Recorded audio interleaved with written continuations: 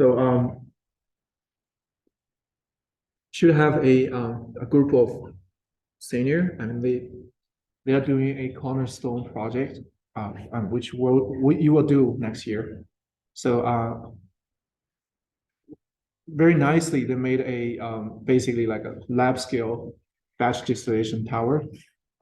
And they were supposed to show us today, but somehow some problem came up, so it didn't work out. So we rescheduled that to this Friday. Okay, so I mean, just sooner or later we're gonna see that setup.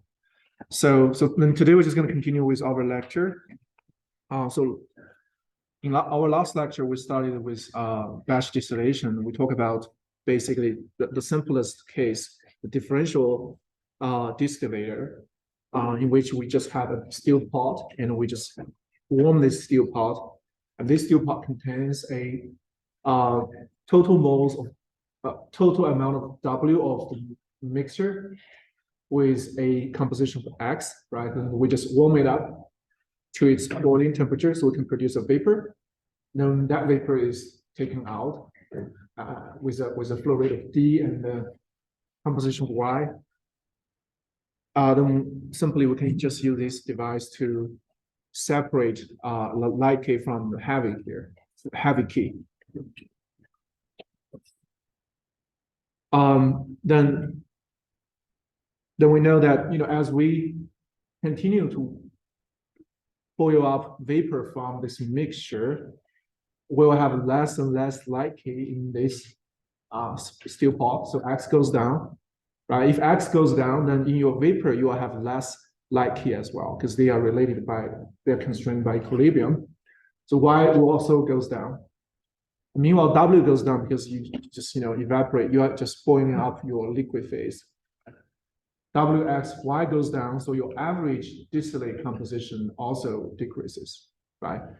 For a batch distillation process using differential distillator, if you are target to achieve a desired distillate ratio, distillate composition, then we basically need to know how do X, Y, W change with time, so we can design the process so it stops at the moment where we achieve our distillate composition, right?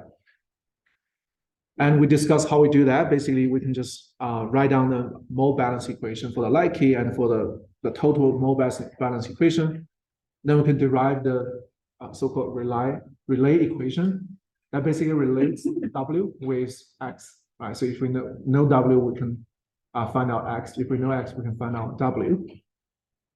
But in order to do that, we have to integrate this integrand, right? This is a function of X. And we talk about three options we can do that. I mean, one option is we assume K is constant, which is a strong assumption, only valid when K is not dependent on pressure, temperature, and composition, right? But typically, pressure in your differential distillator is constant. But pressure can change because you are constantly heating this mixture at its boiling temperature, and it's bubbling point, right? So as the composition of the liquid mixture change, its bubbling temperature change, right? So that's a very strong assumption. The second option we talk about is to assume the relative volatility is constant, right? So we can just simplify this equation. In that case, we can do the integral, we'll get this equation, right? In which this equation just relates W with X. Okay, and then we discussed one example in which we use this equation to solve the problem. Now we're going to talk about the third option, in which is more general, right? In which you cannot make this assumption. You can also not assume K is constant. What you have is just your equilibrium data, right? Can be a graph, can be a table, which shows basically the saturated composition of your liquid and your vapor at each temperature. Okay. Now we're gonna integrate. We can solve this equation. We're gonna integrate this integrand numerically. Okay. The whole idea we can do that is, if we are heating this mixture at its bubbling temperature, right? And basically we have a saturated liquid that's in equilibrium with the saturated vapor, right? So then the liquid composition and the vapor composition is well documented in this equilibrium table, right? So that means basically we can read off the value of y and x from this table. Okay. So how do we do this? Okay. So we're going to do this numerically. We're going to use the triploid rule, which is discussed in our last lecture. Basically, it says approximately the integral of function fx in the range of a and b is basically you can compute it with this approximated equation, right? And graphically, this just shows that when we do integral, we are trying to compute the area on this function fx. This area can be approximated by approximated with a triploid. So we can compute the area of the triploid. So then now you have x, y, and t at different temperature. Then you can just first thing you can do is you can make a plot of y 1 over y minus x, right? This 1 over y minus x, right? That's the integrand function fx as a function of x, right? So since we have discrete numbers here, we can just get several points. Okay. Now the integral here is just to basically compute the area of this function, under this curve, right? So if your x0 is 0.5 and if your x is 0.1, then it's going to be the area in this range. Okay. Now let's look at how we do this. So we just basically convert this table to another table, right? In which we compute fx, which is 1 over y minus x. Okay. So let's look at the problem statement. Now we are trying to compute this quantity, right? Still temperature, instantaneous vapor composition, that's y, still part composition, that's x, the average total distillate composition, that's y average. Okay. So let's say if we initially we have a still composition of 50%, and if we continue to distillate, Wx both decrease, right? At some point it's going to reach 0.4, right? Let's see at 0.4 how long it takes and what's going to be the composition in the distillate. First thing, we use the Rayleigh equation. I just write down the equation here. So we have log W over W0, then we do that equals this integral from now x0 is 0.5, x is 0.4, right? Because we are computing the W at x equals 0.4. Then we could approximate this integral with numerically, which is equivalent to delta x multiplied by average of this fx. Okay, plug in the numbers. Delta x is 0.4 minus 0.5. Then the average of this fx function is basically, you can read off the table here, this value plus this value divided by 2, right? I'll give you a number of minus 0.476. Then you can just do the rest of the math. You find out W is 62.5. If you want to continue to distillate to a composition of 0.3, you can do the same, right? But now here is going to be slightly different. So you're going to have, because 0.3, you're going to cross 3 points. So you'll do 2 averages, right? Average of these 2 plus average of these 2. So you have, this corresponds to fx at 0.5. That's fx at 0.4 plus that divided by 4. Okay.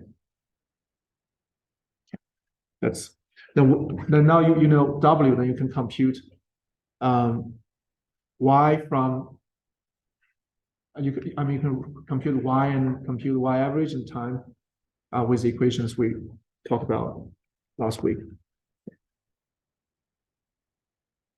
Now we're gonna move on to the next part.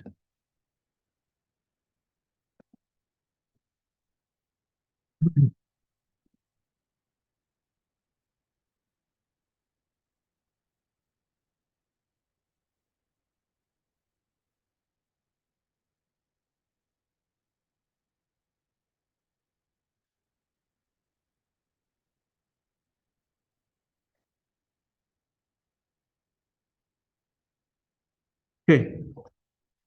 Now, so with that example, we'll finish our discussion with differential distillator. That's kind of the simplest batch distillator. Now we're going to come back to this question we discussed, previously. So, this is just like a real life example, which is happening every day in a distillery. So if you have a feed with, for example, alcohol ratio of 5%, and how do you design a process to make a liquor by a batch distillation process, right? We talk about if using just a differential distillator, just you heat this mixture up to its bubbling temperature, then you're going to produce a vapor at this composition, right, which has a alcohol ratio of roughly 37%, right? And this distillate composition is going to decrease over time. We know that. So the average distillate composition will be smaller than 37%. Now, is that enough? If you look at, the composition of a lot of liquor, right? So I don't drink a lot of liquor. I just, to make this slide, I just find this, composition online. But it's interesting to know that, obviously, vodka has the highest, alcohol content. But even if you look at others, a lot of them have a liquor content that's, higher than 36, right, up to 50%, which means very, very likely with a differential distillator, you won't be able to make these liquors in just one step. Okay. Well, one way you can do is just make two batch process and do them consecutively, but maybe that's not the most economical way. So today we're going to introduce another batch process that's called batch rectification. Okay. So the whole idea is that this is differential distillation, right? So very simple. You produce a vapor, and then you just condense the vapor, and that's your product. But now we're just going to add a rectifying section to our still pot, like what we did in the continuous distillation. Right? But here we are adding a reflux drum, right? And we are also adding trees or packed column on top of the still pot, right? That will help us to reach a sharp separation. So we can achieve, for the previous example, we can achieve a distillate composition that's higher than 37%. Okay. Any guess why we, after adding a reflux drum or trees or packed column, we can increase the separation outcome?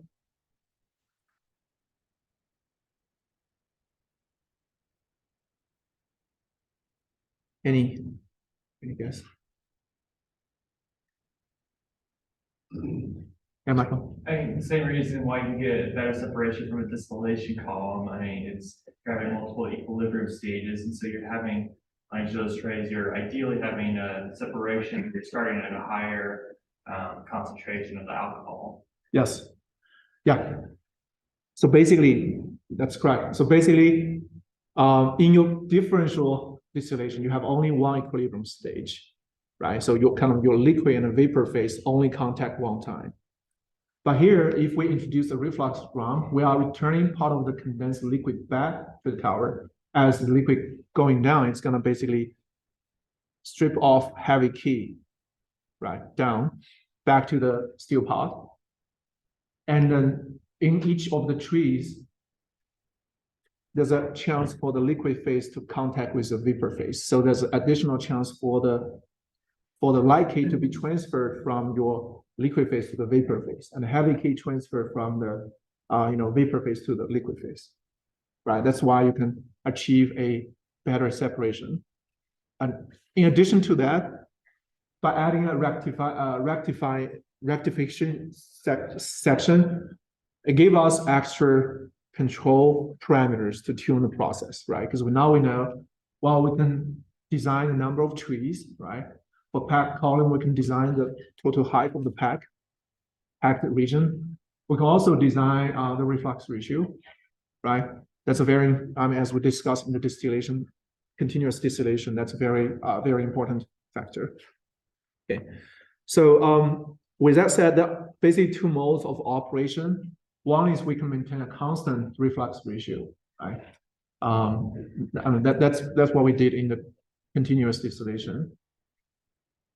The other is we can maintain a constant distillate composition, right? So we could just fix XD to our desired product, product specification. So in this case, if we maintain constant reflux ratio, the distillate composition is going to vary with time, right? So XD will change, right? Because R is fixed, XD changes. In this case, if we fix the distillate composition XD, then reflux ratio R changes. Now the question is, in this case, for example, constant reflux ratio, how does the distillate composition change? Does it increase or does it decrease? So if we fix the reflux ratio, we fix amount of R, amount of liquid, condensed liquid back to the tower, right?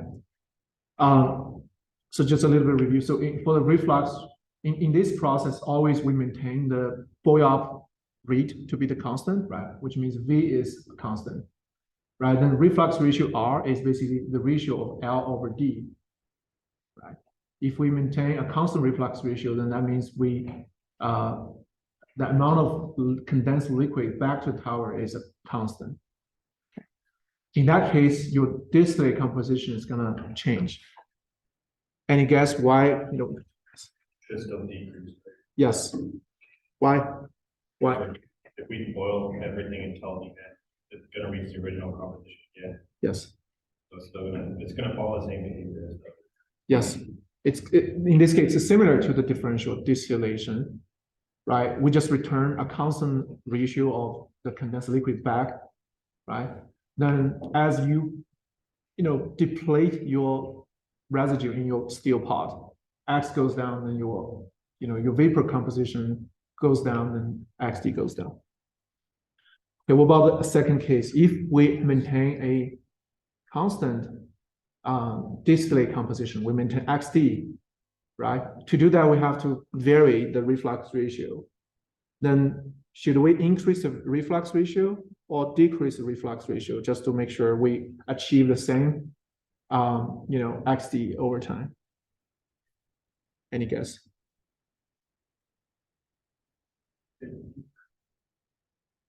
Yes. Why is that?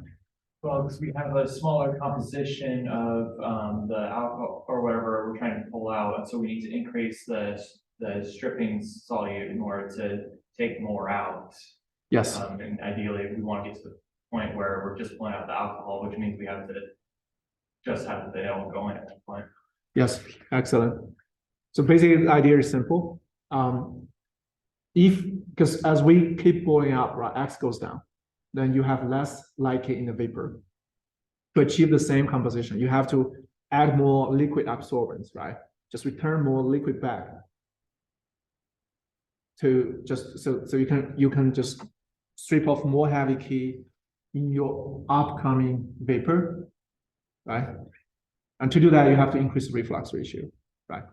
Because reflux ratio is basically how much how much condensed liquid you return back to the tower. Okay.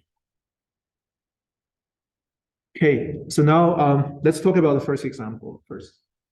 If we have a constant reflux operation, right? Let's see.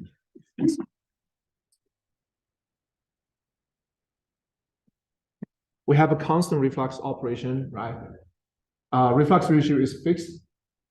That means D is also fixed, right? Because we know V is fixed. Then the instantaneous distillate composition and the still bottom composition is going to vary with time. Now, how do we do this analysis? How do we know what XD and XW change with time? That's the same questions we ask for a differential distillation process, right? Now it's a little bit more complicated. You cannot do this simply with mass balance, a mole balance, right? Because for the differential distillation process, there's no rectifying section. There are no trees, no reflux drums, and you can just analyze the whole thing with mole balance. But now we have this rectifying section. It's a little bit more complicated. So we're going to use what we have learned previously from the continuous distillation to solve this problem with some assumptions.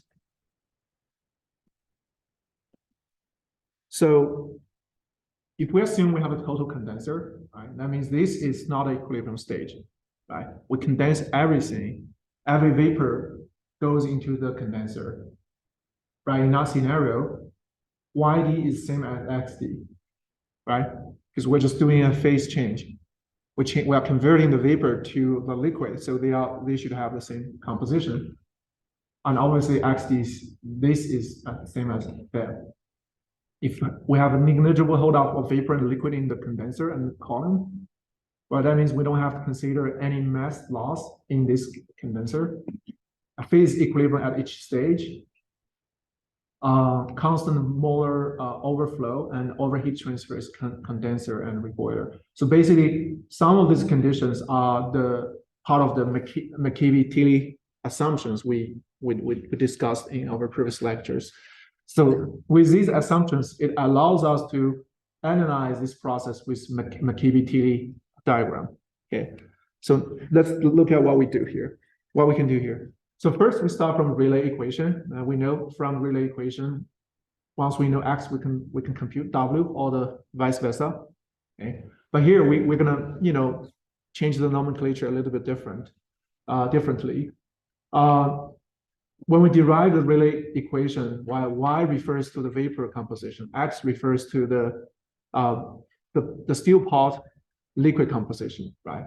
But here, because now we're introducing the rectifying section with a reflux drum, so we use a different nomenclature. We use XW to refer to the composition in your still pot, and we use XD to refer to the composition of the distillate, right? And YD is the composition of your vapor leaving your tower, right? And XD equals YD.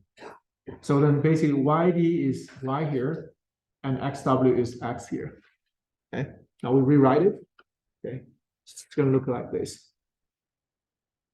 So, but if we look at the mass balance, this is a mole balance. It's the same. Whatever leaves this still pot eventually is equivalent to the distillate flow rate, right? But it's negative, right? Because this is a negative, and this is decreasing. So this differential is supposed to be negative. So that's why you have a negative sign there. Okay. Then D is basically V minus L. So minus D is L minus V. Right? Just to look at this. V comes in and becomes two stream L and D. Right? So D is V minus L. And then if we move dt to the right-hand side, you can do the integral here, right? Then this part becomes a constant, which is not constant. You can solve this integral very easily. That's W minus W0, right? Then you just rearrange the terms. You move W0 to the right, so you have W equals W0 plus L minus V multiplied by T, right? If you take V out, so you have this term. Now we can relate this term with reflux ratio. Right? It's reflux ratio here. R over V is, recall this is something we have discussed in our previous lectures. L over V is reflux ratio over reflux ratio plus 1. So here you have L over V minus 1, right? That's just this term minus 1. It's gonna give you minus 1 over R plus 1, which is minus 1 over R plus 1. Okay. Now you have that. So basically that means if we know we have a constant reflux ratio, right? And the V is also constant. So basically then at any time we can compute how much W is left in your still pot, right?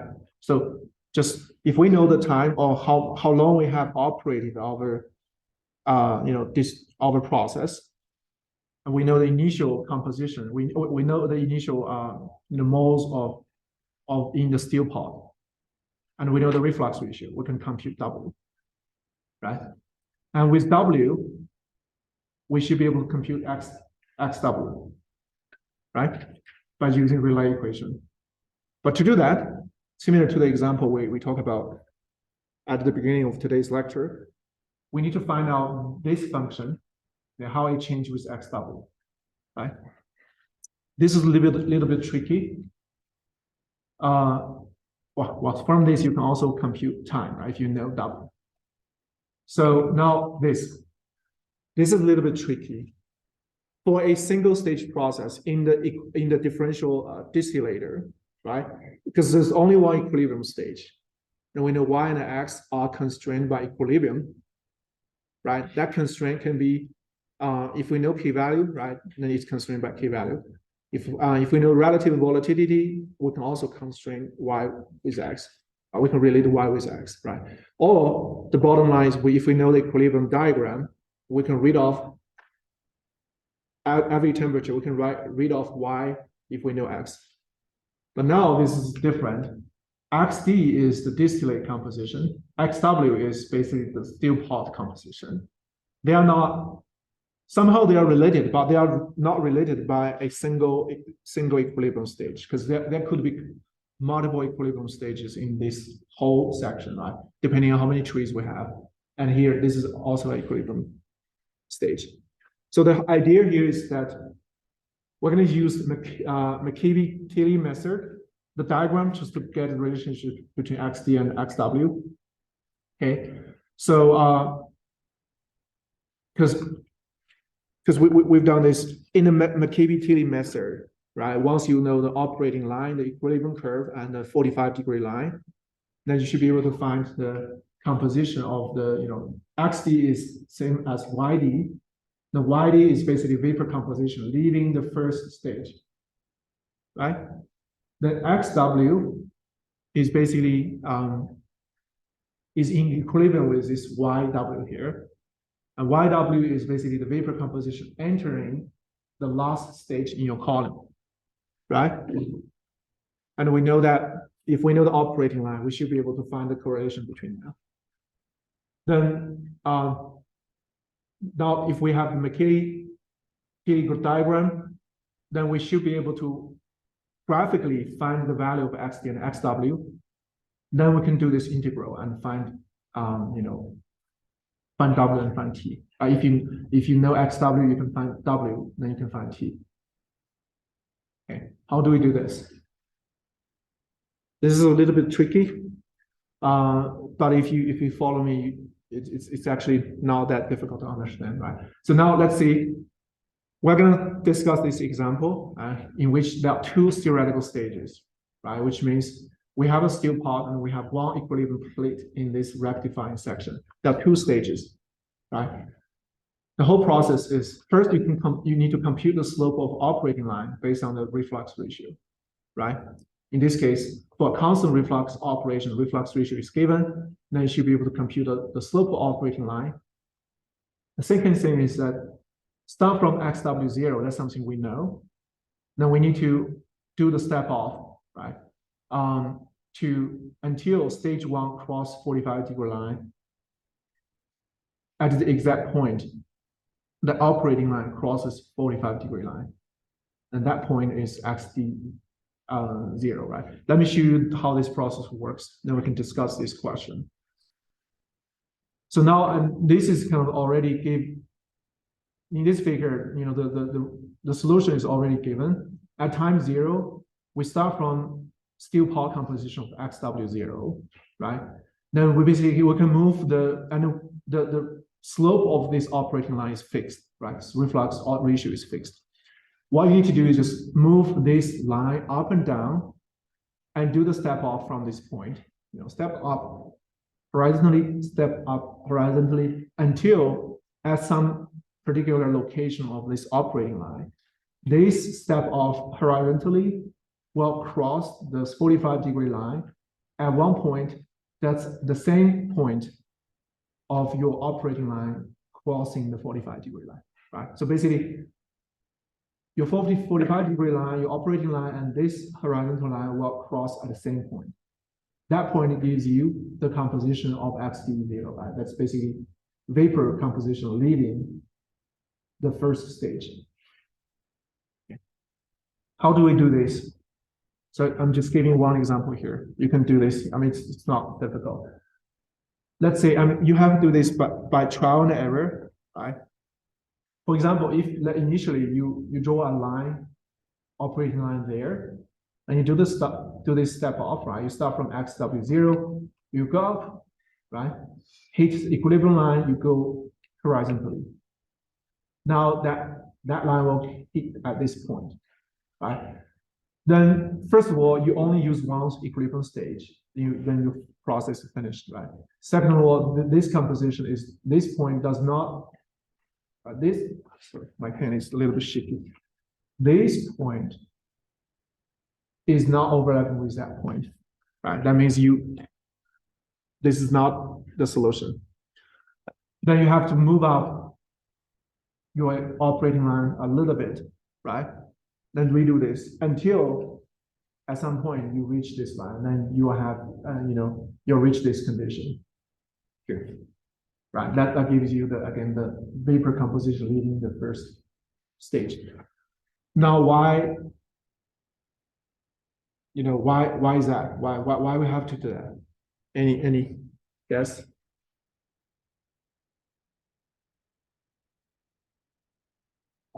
So the reason here is basically, let's recall the definition of operating line and 45-degree line and the equilibrium line, right? First of all, here, this is a total condenser, right? So then YD is the same as XD, right? That means XD is the liquid entering the first stage, and YD is the vapor leaving the first stage. And by definition, we know XD and YD sits on the operating line, right? That's the definition of operating line. Remember, in the operating line, every point on the operating line, they are the composition of the, concurrently flowing vapor and the gas phase composition, right? Between every two stages. Right? And above first stage and below the last stage. So XD and YD, they should sit on the operating line. And because we have a total condenser, XD equals YD, so XD, YD should also sit on the 45-degree line. Right? That means whenever you have your operating line cross your 45-degree line, that point is basically gives you the composition of XD and YD. Okay. Make sense? Now that we answered why the operating line has to cross the 45-degree line. Now let's answer the second question. Why this horizontal step off line needs to hit that line as well? So when you do two stages, right? You do this and that. So then let's look at this point particularly.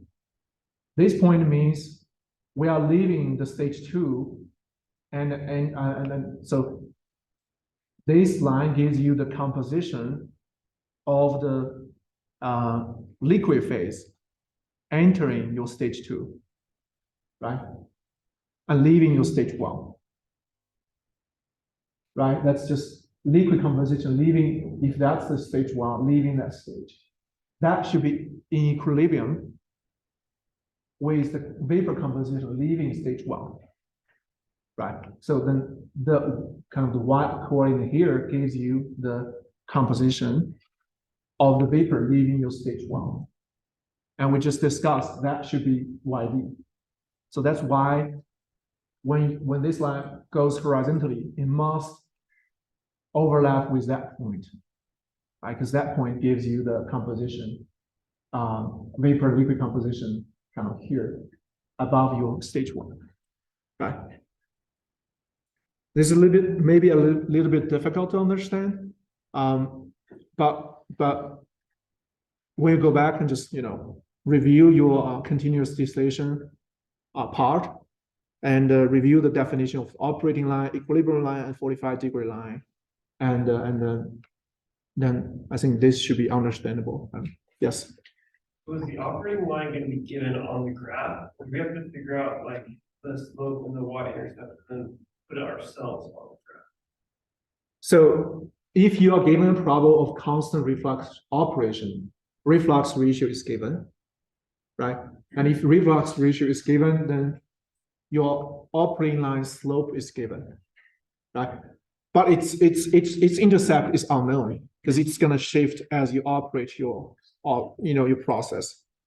What you need to do is just to like what I did here, find out where the actual operating line is for a composition of XW0 by trial and error.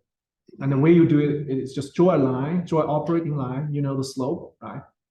Start from a random point if you do, then do the step off, right? And see how much that point is different from that point, right? Then you just change the location of the operating line. In this case, you need to move it up until they overlap at they cross at the same point. Okay. Now you find the first point. What does that mean? That means now look at time zero, right? This operating line. We have XD0, we have XW0, right? Then we can compute 1 over XD0 minus XW0, right? So you have one point and one value for your integrand in this equation, in this integral, right? It's 1 point. Then you have to move to a value, XW, that's lower than XW0, right? Move to it. And this is like arbitrarily, you can do this. But depending on end goal is to get the values of as many points as you can, so you can do this numerical integral. Right? Move this down a little bit, do this again, you get XW and XD, that give you this value of the second point of this function, 1 over XD minus XW, right? So you do this multiple times, you will generate a kind of like what we did in the first example. You can generate a table in which the first row is the value of XW, right? That's the first row. The second row gives you the value of 1 over XD minus XW, right? Now you can do the numerical integration, right? Because you can plot your function fx, right? That's 1 over XD minus XW as a function of XW. You can do this numerical integration, which is basically just computing the error under your curve. Okay, then you can do this numerical integration. So then you can calculate the average distillate composition, right, if you know W and XW. Now let's look at an example. So in this example, there's a three-stage batch rectifier. That means we have a steel pot, that's one stage, and we have 2 trays in your rectifying tower. We have the steel pot has a 100 kilomole of a 20% of benzene octane mixture. So we know W0 and we know XW0, right? And we know the constant reflux ratio, that's reflux ratio is 1, that means L over V is 0.5. So how many moles of charge must be distilled for an average product composition of 70% of hexane. So now, to solve this problem, first thing you do is just draw this XY diagram. So you have the equilibrium curve, you have the 45-degree line, right? And in this case, I just do the graphical analysis by starting from, for example, 1 XW 0.2, right? That's your initial XW, right? Starting from that point, find out the operating line so that after 3 equilibrium stages, when you step off horizontally, you hit the exact point, right? So your operating line, 45-degree line, and your horizontal line cross at the same point. Right? Then that gives you XD0, right? Then you change to another point and do the same. And if you do this multiple times, you get XW at different XW, and then you get this function 1 over YD minus XW at different XW, right? This is basically the integrand here, right? Note YD is just XD. Add YD equals XD because you have a total reboiler. Okay. Now you have the value of this, you have this table, you can do this numerical integration, right? Well, so you can also make a plot from this, right? But obviously, this plot basically neglects the points here. So you will only get points, and you can connect the points. Right? But here, this is an example from your textbook. It gives you a smooth curve. You are not supposed to get a smooth curve. Based on this table, you are supposed to plot a few points, then connect them. Right? Then basically, solving this equation means doing an integral of this equation in a given range from XW0 to XW, right? XW0 is 0.2. If your XW is 0.1, then this integral is basically the error under this, this region. Okay. Now, let's come back to this problem. How do we solve it?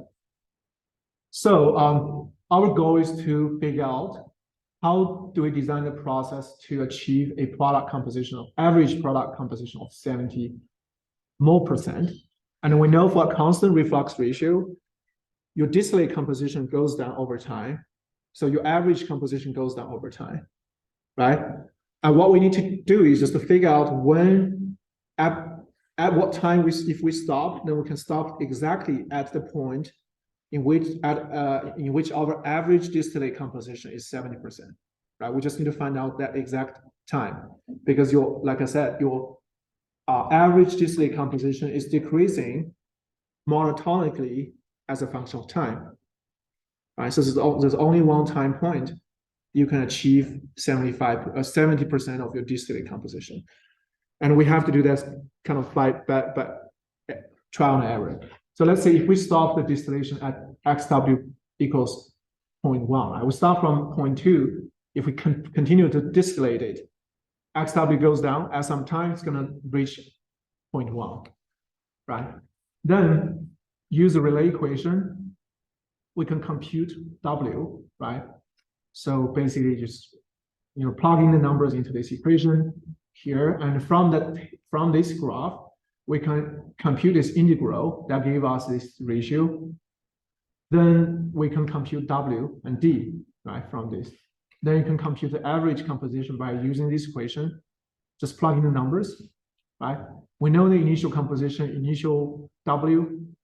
Now we know XW, which is 0.1. That's what we choose, right? We choose to stop at 0.1. Then we know the still number of moles in the still pot, which is 85 kilomole.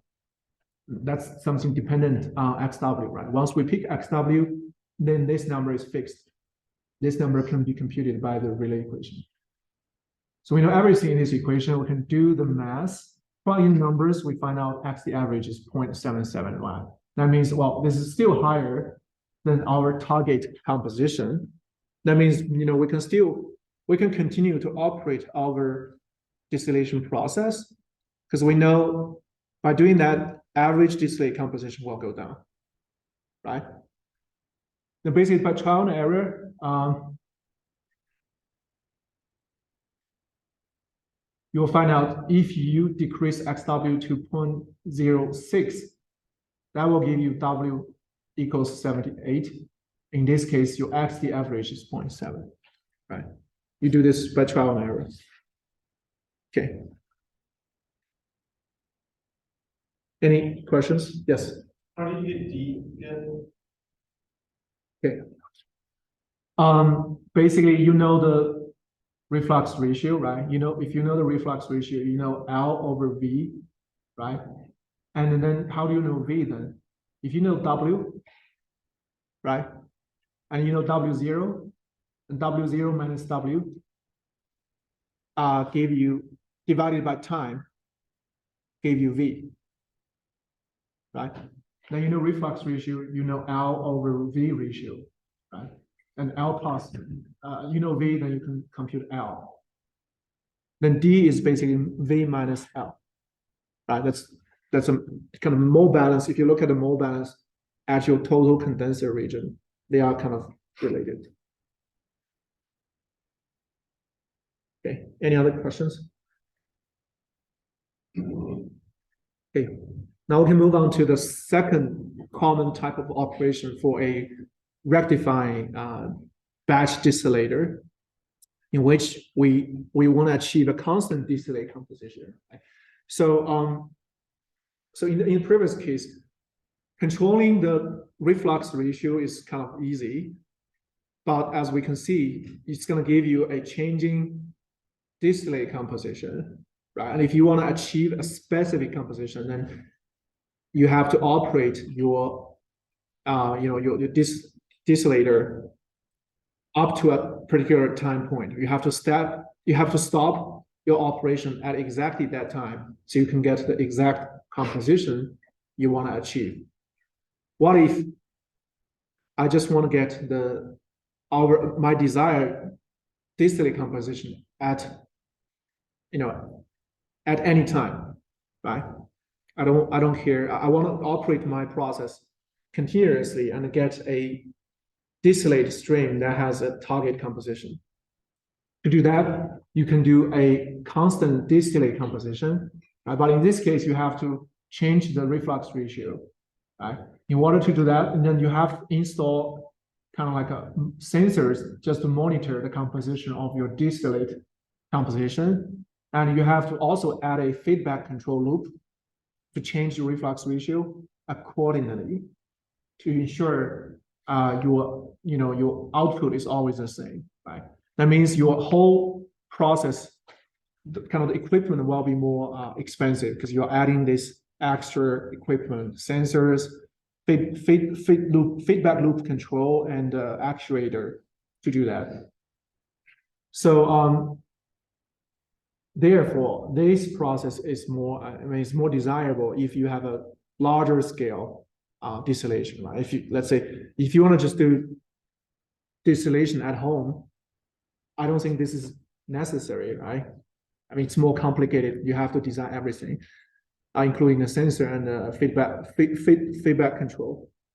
But if you are working for a distillery, and if they are very serious about the product quality, right? If I want to make a vodka with 60% of alcohol composition, then it's better to do this, right?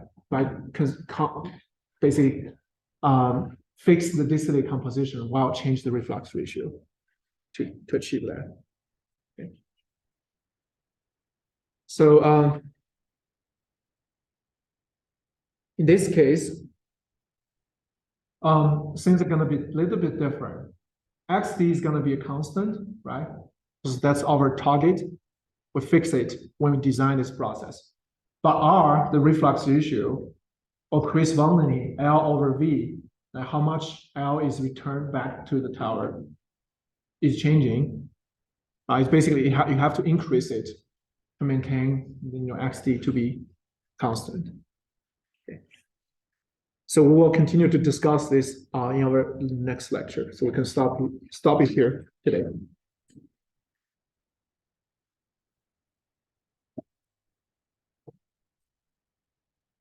Yeah, but